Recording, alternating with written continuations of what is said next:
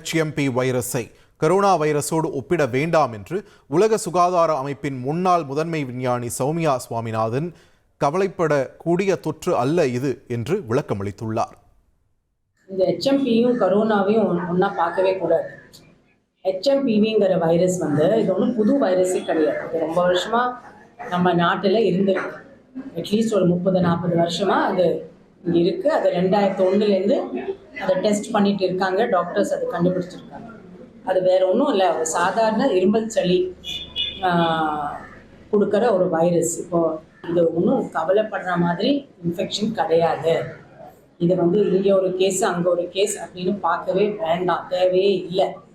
சாதாரண சளி ஜுரம் வர கிருமி தான். அது எல்லாம் வந்தாலும் அது நல்லா ஆகிடும். இருமல் சளி இருக்கிறவங்க மாஸ்க் போட்டுட்டா இன்னொருத்தருக்கு நம்ம இன்ஃபெக்ஷனை கொடுக்காம இருக்கு.